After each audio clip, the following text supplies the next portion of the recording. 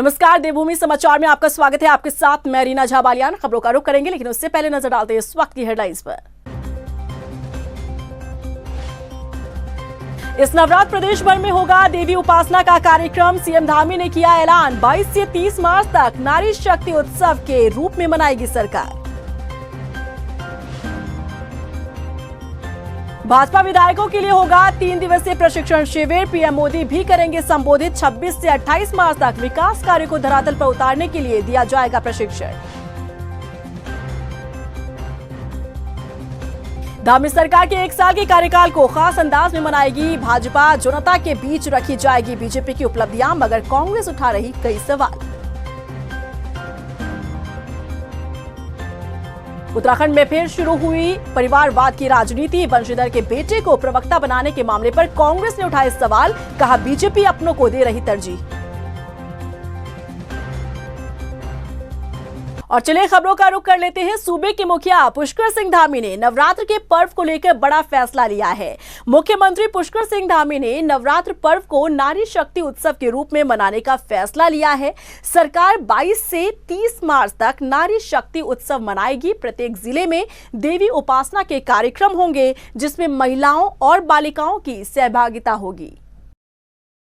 देखिए, बहुत ही स्वागत करने योग्य फैसला है और वाकई 22 तारीख से नवरात्रि प्रारंभ हो रहे हैं और इस नवरात्रि में नारी को सशक्त करना और नारी के सशक्तिकरण का उत्सव मनाना, मैं समझती हूँ कि सरकार का नारियों के प्रति, महिलाओं के प्रति जो प्रतिबद्धता है वो उसको दिखाता है।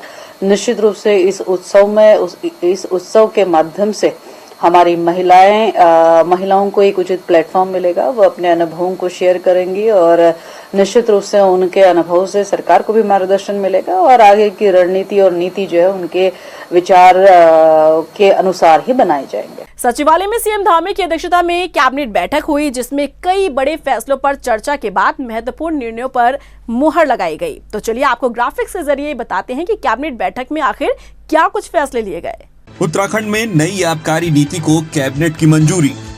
4000 करोड़ की राजस्व का रखा गया लक्ष्य।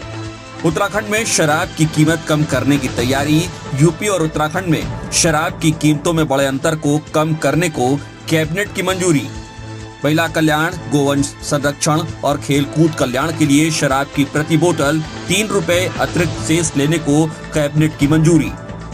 आवास विभाग के अनुसार 1 मंजिला घर बनाने वाले के लिए सेल्फ सर्टिफिकेशन करने वालों के मकान के नक्शे को मंजूर मान लेने के प्रस्ताव को कैबिनेट ने माना। गौला, नाधौर और कोसी नदी में वाहन स्वामियों को वाहनों के फिटनेस में शिथिलता देने का प्रस्ताव कैबिनेट ने पारित। 23 मार्च को धामी सरकार को 1 साल का कार्यकाल पूरा होने जा रहा है और 1 वर्ष का कार्यकाल प्रदेश सरकार खास अंदाज में मनाने जा रही है।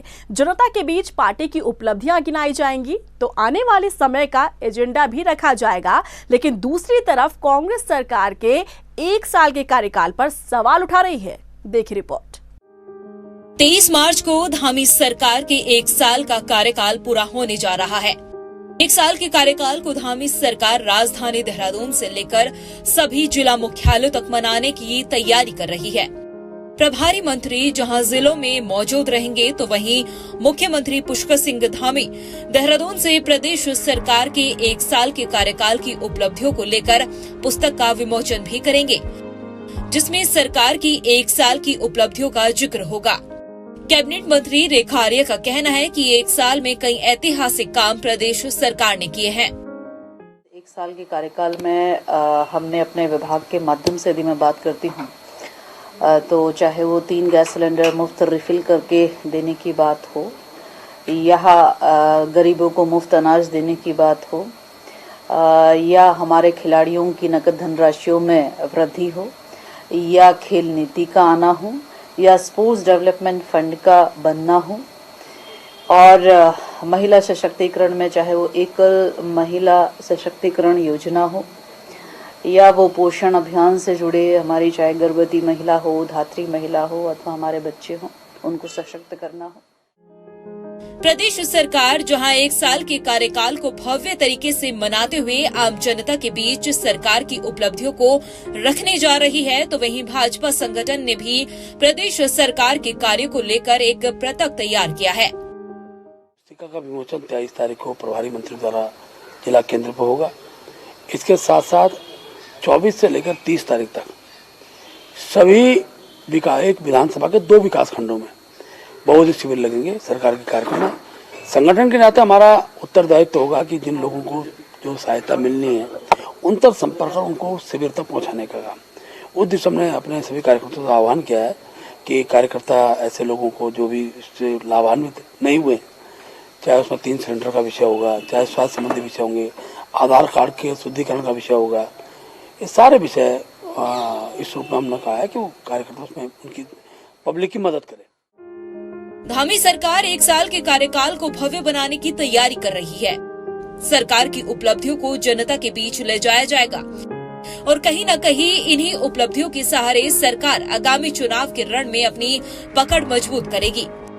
मगर कांग्रेस ने सरकार के 1 साल के कार्यकाल को लेकर कई गंभीर सवाल उठाए हैं। खबर आई कि बीजेपी की सरकार और रामनगर में होने वाली G20 सम्मेलन की तैयारियां जोरों शोरों से चल रही हैं। मेहमानों के स्वागत से लेकर उत्तराखंड की संस्कृति की झलक इस सम्मेलन में बखूबी ढंग से दिखे और उसे लेकर शासन प्रशासन सतर्क नजर आ रहा है। सीएम पुष्कर सिंह धामी ने भी पंतनगर एयरपोर्ट पर अधिकारियों के साथ तैयारियों को लेकर समीक्षा बैठक की, जिसमें सीएम धामी ने कई जरूरी दिशा निर्देश भी दिए हैं। पुलिस प्रशासन भी अलर्ट मोड पर है। सुरक्षा व्यवस्था को लेकर यहां यातायात व्यवस्था को दुरुस्त करने के निर्देश दिए गए हैं। प्रदेश में बीजेपी 26 से 28 मार्च तक विधायकों का 3 दिवसीय प्रशिक्षण शिविर आयोजित करेगी, जिसमें विधायकों को किस तरीके से विकास कार्य करने हैं उसका प्रशिक्षण दिया जाएगा। 3 दिन चलने वाले इस शिविर में प्रधानमंत्री नरेंद्र मोदी विधायकों को संबोधित कर सकते हैं। बीजेपी प्रदेश अध्यक्ष महेंद्र भट्ट की माने तो इस कार्यक्रम के लिए प्रधानमंत्री से समय मांगा गया है। पार्टी का दैनंदिन का कार्यक्रम हो रहता है। जब भी नई विधानसभा बनती है तो अनेकों पुराने विधायक हैं, नए विधायक हैं, सभी को साथ लेकर और पार्टी के वैचारिक पक्ष के साथ साथ जन संवाद के विषयों को लेकर केंद्र नेतृत्व द्वारा मार्गदर्शन मिलता है। और हमने आग्रह किया है अपने देश के माननीय प्रधानमंत्री से कि उस कार्यशाला का वो उद्घाटन करें, राष्ट्राध्यक्ष जी का उसमें मार्गदर्शन मिले, हमारे केंद्र नेतृत्व मार्गदर्शन मिले। तभी हमने उसकी तिथि सोची है 26, 27, 28, तो उस कार्यक्रम का विशेष स्वरूप हम आजकल में बैठ के हम देने वाले हैं। राजनीति में परिवारवाद कोई नई बात नहीं, लेकिन समय समय पर सियासी दल एक दूसरे को कटघरे में खड़ा करने के लिए इसे मुद्दा बनाकर हवा देने में कमी नहीं छोड़ते। फिलहाल उत्तराखंड में इस समय कुछ यही चल रहा है। हाल ही में पूर्व मंत्री बंशीधर भगत के बेटे को प्रदेश प्रवक्ता की जिम्मेदारी दी गई तो कांग्रेस ने सत्ता पक्ष बीजेपी को घेरना शुरू कर दिया। हालांकि सच तो ये है कि सूबे में कोई भी दल परिवारवाद से अछूता नहीं है। रिपोर्ट देखिए। उत्तराखंड में फिर शुरू हुई परिवारवाद की राजनीति। कांग्रेस ने बीजेपी पर लगाया आरोप। बीजेपी दे रही अपनों को तरजीह। बंशीधर के बेटे को प्रवक्ता बनाने का मामला। राजनीति में परिवारवाद कोई नया तो नहीं, लेकिन इसे मुद्दा बनाकर राजनीतिक दल अपनी सियासी जमीन मजबूत करने की जुगत में हमेशा रहते हैं। उत्तराखंड की राजनीति में परिवारवाद वाली पॉलिटिक्स लंबे समय से ही फल फूल रही है। यहाँ हर चुनाव में किसी के बेटे, किसी की बहू तो किसी की पत्नी को मैदान में उतारा जाता रहा है। यहाँ सत्ता में रही दोनों ही पार्टियां कांग्रेस और बीजेपी ने समान रूप से परिवारवाद को बढ़ावा दिया है। लेकिन ये बात अलग है कि अपने गिरेबान में न झांककर दूसरों पर लांछन लगाने में राजनीतिक पार्टियां आगे रही हैं। और इन दिनों उत्तराखंड में भी राजनीति का मुद्दा परिवारवाद के इर्द गिर्द ही घूम रहा है। दरअसल पूर्व मंत्री बंशीधर भगत के बेटे विकास भगत को प्रदेश प्रवक्ता के पद पर नियुक्त किया तो कांग्रेस ने बीजेपी को घेरना शुरू कर दिया। कांग्रेस का आरोप है कि सत्ता में बैठी बीजेपी अपनों को फायदा पहुंचा रही है। सरकार से लेकर संगठन तक पद रिश्तेदारों को बांटे जा रहे हैं। बीजेपी तो कथनी और करनी में जमीन आसमान का फर्क है। और जिस विकास की आप बात करते हैं, मैं उसका परिचय केवल बंशीधर भगत जी के बेटे हैं के नाम से नहीं जानता, लेकिन जब हरीश रावत जी की गर्दन टूटी थी और उनको जान का खतरा था, उस समय जिस नौजवान ने उनकी गाड़ी में पथराव किया था हल्द्वानी में, ये वही विकास है जिनकी गिरफ्तारी भी हुई थी। तो ऐसे ही लोगों को आगे बढ़ाने का काम भारतीय जनता पार्टी करती है और करती रहेगी। उत्तराखंड भाजपा पे अगर नजर डालेंगे तो जनरल खंडूरी की बेटी रितु खंडूरी को टिकट मिलता है।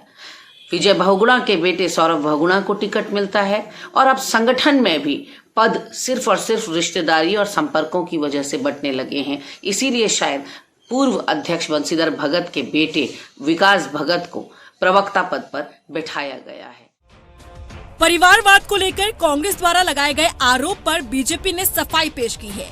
बीजेपी के प्रदेश अध्यक्ष महेंद्र भट्ट का कहना है कि बीजेपी में लंबे समय से काम कर रहे कार्यकर्ताओं को सराहा जाता है और इसी आधार पर विकास भगत को जिम्मेदारी सौंपी गई है। पहली बात बहुत स्पष्ट कर देता हूँ, हम परिवार को देखकर टिकट नहीं देते। कार्यकर्ता लंबे समय जो काम कर रहा होता है और किसी परिवार का सदस्य हो सकता है तो उसको भी बहुत पूरा चर्चा करने के बाद उस कार्यकर्ता को स्थान दिया जाता है। भगत हमारे पुराने कार्यकर्ता ठीक है, उनके पिताजी हमारे मंत्री रहे, प्रदेश के अध्यक्ष रहे, लेकिन उनका बेटा विकास वो लंबे समय से हमारा युवा मोर्चा कालखंड से हमारा कार्यकर्ता, तो काम के दृष्टि दायित्व दिया गया है।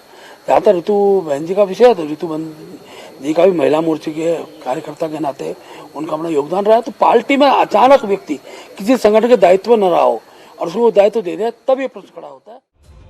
सत्ता पक्ष और विपक्ष का इस वक्त परिवारवाद के मुद्दे को लेकर आरोप प्रत्यारोप जारी है, लेकिन हकीकत तो ये है कि दोनों ही पार्टियां परिवारवाद से अछूती नहीं हैं। केंद्र की सत्ता पर काबिज होते ही जिस बीजेपी ने कांग्रेस पर परिवारवाद का आरोप लगाया था, आज वही बीजेपी चाहे केंद्र की बात करें या फिर राज्य की, ऐसे नेताओं की एक लंबी फहरिस्त मिल जाएगी जो परिवारवाद को बढ़ावा दे रहे हैं। तो चलिए सबसे पहले बात बीजेपी की ही कर लेते हैं। विधानसभा अध्यक्ष ऋतु खंडूड़ी, जो कि पूर्व मुख्यमंत्री भुवन चंद्र खंडूड़ी की बेटी हैं। कैबिनेट मंत्री सौरभ बहुगुणा, जो पूर्व मुख्यमंत्री विजय बहुगुणा के बेटे हैं। नेहा जोशी, राष्ट्रीय उपाध्यक्ष युवा मोर्चा, जो कि कैबिनेट मंत्री गणेश जोशी की बेटी हैं।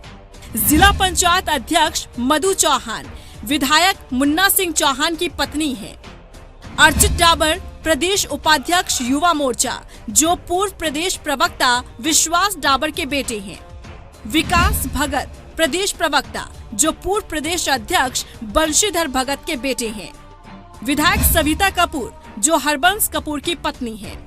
वहीं टिहरी लोकसभा सीट पर लंबे समय से राज परिवार का ही वर्चस्व रहा है। वहीं अब बात करते हैं मुख्य विपक्षी दल कांग्रेस की, जिस पर हमेशा से ही परिवारवाद को बढ़ावा देने का आरोप लगता रहा है। लेकिन इन दिनों कांग्रेस बीजेपी पर परिवारवाद का आरोप लगा रही है। चलिए आपको बताते हैं कि उत्तराखंड में कांग्रेस ने किस तरह से परिवारवाद को बढ़ावा दिया है। विधायक अनुपमा रावत, जो पूर्व मुख्यमंत्री हरीश रावत की बेटी हैं। अनुकृति गोसाई, वो पूर्व मंत्री हरक सिंह रावत की बहू हैं। सुमित हृदेश, जो इंदिरा हृदेश के बेटे हैं। संजीव आर्य, ये नेता प्रतिपक्ष यशपाल आर्य के बेटे हैं। हो सकता है कि ये फहरिस्त आगे चलकर और लंबी हो जाए, लेकिन हकीकत तो यही है कि उत्तराखंड में बीजेपी और कांग्रेस भले ही परिवारवाद के नाम पर एक दूसरे पर आरोप लगाते रहे, लेकिन दोनों ही चाहकर भी खुद को इससे अलग नहीं रख पा रही हैं। टाइम टीवी के लिए देहरादून से मनीष डंगवाल की रिपोर्ट। सूबे में इन दिनों जॉलीग्रांट एयरपोर्ट के नाम बदले जाने पर सियासत गरमाई हुई है। दरअसल आपको बता दें कि यहां पर हवाई अड्डा सलाहकार समिति की बैठक में एयरपोर्ट का नाम पूर्व प्रधानमंत्री स्वर्गीय अटल बिहारी वाजपेयी के नाम पर किए जाने का फैसला लिया गया। साथ ही प्रस्ताव को केंद्र को भी भेजा गया, जिसका विरोध कांग्रेस कर रही है। कांग्रेस प्रदेश अध्यक्ष करण माहरा ने कहा कि हरीश रावत सरकार में एयरपोर्ट का नाम शंकराचार्य के नाम पर किए जाने का प्रस्ताव रखा गया था। आदिगुरु शंकराचार्य के नाम पर ही एयरपोर्ट का नाम होना चाहिए। आखिर उनसे ऐसे क्या नाराजी है भारतीय जनता पार्टी की? हरीश रावत की सरकार ने जॉलीग्रांट एयरपोर्ट का नाम आदिगुरु शंकराचार्य के नाम का करने का प्रस्ताव रखा था। आखिर क्यों नहीं चाहती भारतीय जनता पार्टी के आदिगुरु शंकराचार्य के नाम का एयरपोर्ट बने? नई कोई चीज बनाए, कोई नया स्टेडियम बनाए, कोई नया स्मार्ट सिटी बनाए, उसका नाम अटल बिहारी वाजपेयी जी के नाम पर रख रहे हैं, हमको कोई हर्ज नहीं है। लेकिन जिसका प्रस्ताव ऑलरेडी आदिगुरु शंकराचार्य जी के नाम पर रखने पर हुआ है, उस आदिगुरु शंकराचार्य से आखिर भारतीय जनता पार्टी की नाराजगी क्या है। हल्द्वानी में बीजेपी कार्यालय में राज्य सरकार के बजट को लेकर पूर्व सांसद बलराज पासी ने प्रेस कॉन्फ्रेंस की और बलराज पासी ने राज्य सरकार के बजट को ऐतिहासिक बताते हुए कहा कि बजट में हर वर्ग का विशेष ध्यान रखा गया है। पहाड़ों में स्वास्थ्य व्यवस्था को मजबूत करने के साथ ही सड़कों की स्थिति में भी जल्द सुधार आएगा। उन्होंने कहा कि आने वाले समय में पर्यटन को लेकर भी कई संभावनाएं तलाश की जाएंगी। किसानों और युवाओं को भी फायदा मिलेगा। उत्तराखंड में धामी जी के नेतृत्व में जो भी बजट पेश किया गया है, इस बजट में विशेष रूप से चाहे स्वास्थ्य का क्षेत्र हो, चाहे पर्यटन का क्षेत्र हो, चाहे उद्यान का क्षेत्र हो, और सभी क्षेत्रों में जो है पर्याप्त जो है वो धन दिया गया है। और एक ऐतिहासिक बजट है जिसमें सभी वर्गों का ध्यान रखा गया है, किसानों का भी, युवाओं का भी, मेडिकल क्षेत्र में भी सभी का ध्यान रखा गया है। और मैं समझता हूं कि एक ऐतिहासिक बजट है। राज्य में लंबे वक्त से भर्ती परीक्षाओं में पेपर लीक, धांधलेबाजी जैसी घटनाओं से बवाल मचा हुआ है। अब सवालों के घेरे में आइल्स की परीक्षा भी है। बेरोजगार संघ के अध्यक्ष बॉबी पवार ने परीक्षा पर धांधली का आरोप लगाते हुए एक वीडियो भी जारी किया है, जिसमें बताया जा रहा है कि कैसे साजिश के तहत पेपर लेकर जा रहे वाहन को हादसे का शिकार बनाया गया और फिर वाहन चालक ने इस पूरे मामले की जानकारी देहरादून पुलिस को दी, लेकिन पुलिस ने इस मामले में हीला हवाली करते हुए मामले का रफा दफा करने की कोशिश की। लेकिन अब देखना यह होगा कि मामला सुर्खियों में आने के बाद क्या कुछ कार्रवाई की जाती है। बड़ा उत्तरकाशी से एक पुलिस जो अधिकारी थे, उनका बेतुका बयान आता है कि सड़क खराब होने के कारण जो ट्रांसपोर्ट के दौरान सील टूट गई थी। तो इसको आप एक्सप्लेन करिए या साबित करिए कैसे टूटी। परंतु आज हम साबित कर रहे हैं कि सीलें कैसे तोड़ी जाती है परीक्षाओं में। आईलेट की जो परीक्षा हुई थी 25 फरवरी 2023 को, उसमें जो ट्रांसपोर्ट के दौरान जो उत्तर प्रदेश सीमा लगते ही मोहंड में जो उनका लॉक तोड़ के ई लॉक तोड़ा गया था और उसे गाजियाबाद में जाकर रीफिट किया गया था, उसके पूरे साक्ष्य हैं। ड्राइवर को जो 30 लाख का लालच दिया था और 5,000 रुपए से ऑनलाइन ट्रांजैक्शन की गई थी, उसके साक्ष्य भी है। और ये देखिए कि पुलिस की कार्यशैली पर प्रश्न चिन्ह खड़ा होता है, वो चाहे उत्तराखंड पुलिस हो या उत्तर प्रदेश पुलिस हो। उत्तराखंड की जेलों में चल रहे वर्षों पुराने कानून की जगह जल्द नई जेल नियमावली लागू होने की उम्मीद है, जिसके बाद जेल कैदियों की संख्या, रखरखाव से लेकर कई नियमों में बदलाव हो सकता है। रिपोर्ट देखिए। साल 2016 में देश भर की जेलों में कैदियों की समस्या को देखते हुए मॉडल जेल मैनुअल बनाया गया था और इसी आधार पर राज्यों को भी अपने स्तर पर मैनुअल बनाने के लिए कहा गया था। उत्तराखंड में भी साल 2019 में इसकी तैयारी शुरू की गई, लेकिन 4 साल बाद भी नई जेल नियमावली तैयार नहीं हो पा रही है। हालांकि अब उम्मीद की जा रही है कि जल्द ही नई जेल नियमावली तैयार हो सकती है, लेकिन यहाँ पर ये समझना भी जरूरी है कि नई जेल मैनुअल की जरूरत क्यों है और नई जेल मैनुअल में क्या नया संशोधन होगा। दरअसल नई जेल मैनुअल की जरूरत कैदियों के साथ संतोषजनक कार्यवाही और जेलों की दशा में सुधार को लेकर है। इतना ही नहीं, जेलों में बढ़ती कैदियों की संख्या, नियमों में शिथिलता और कैदियों की रिहाई को प्राथमिकता देते हुए नियमावली बनाने के प्रयास भी किए जा रहे हैं। उत्तराखंड में जो यूपी का जेल मैनुअल था वही अडॉप्ट किया गया था और वो 1960s का मैनुअल है, वही चल रहा था। अभी फिलहाल 2016 में सेंट्रल गवर्नमेंट ने एक ड्राफ्ट प्रिजन मैनुअल सभी स्टेट्स को सर्कुलेट किया था।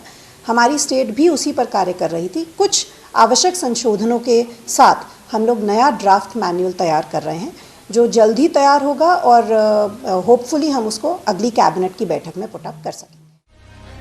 उत्तराखंड के पिथौरागढ़ जिले में भी एक नई जेल करीब तैयार हो चुकी है और संभावना है कि अगले 6 महीने के भीतर इसमें भी कैदियों को रखने की स्थिति बना दी जाएगी, जिसके बाद राज्य की जेलों में कैदियों की अधिक संख्या की समस्या कुछ कम हो सकेगी।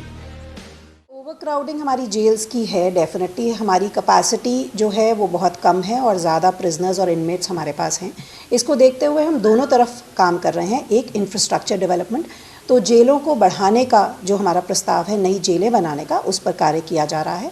साथ ही साथ जो प्रिजनर्स जेल में हैं जिनको प्री मैच्योर रिलीज़ किया जा सकता है, तो नियमावली में संशोधन करके और उसके साथ इन प्री मैच्योर रिलीज़ के लिए भी कंसिडर किया जा रहा है। उत्तराखंड में जेलों के लिए नई नियमावली का इंतजार काफी लंबा हो चला है।